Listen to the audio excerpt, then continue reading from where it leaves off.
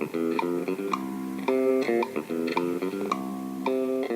been working with producers now for 25-30 years, yeah, and like I'm telling you, my partner comes from a voluntary background, so it's very clear. A producer is an equal, yeah, they have a handicap, yeah, but at the first step, the first and key thing we've learned for 25 years, that what is the difference between independence and dependence? There's actually nothing in between. It's taken us 25 years to learn that if you treat a producer independently, he will be independent. If you start treating them with dependency, they will become dependent. We have never seen an in-between state. Yeah?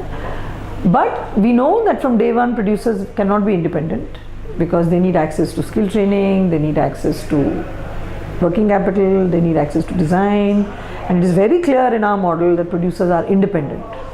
If we create dependency, then they are just factory workers, yeah, in our factories. They'll just be workers in our factory, which is not what the model is about. So this is something we are constantly trying to communicate to all our producers, that we are forced to create a dependency, but in the long run, this model is not about dependency, it is about your independence. And this has been a crippling factor for us, which we've now realized because we have never asked the artisans to pay for the training. So now we are working on a paid for training. That you pay, you demand a service, we give it to you, because that's the only way we will make them more independent. That is the backbone of our model, that we want to create entrepreneurial ability even in a smallest artisan, so that if at any time he should have the ability to get up and leave.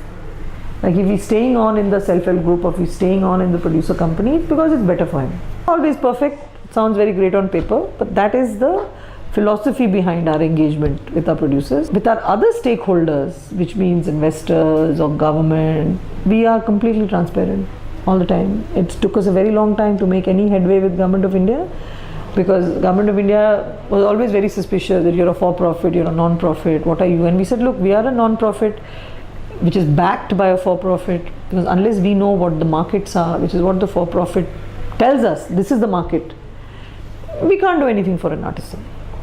So there's no point you engaging with an NGO who doesn't have a market end, because an NGO is not going to give the artisans any sensible advice. So we're always transparent with all our partners, and we're making some headway with all of them.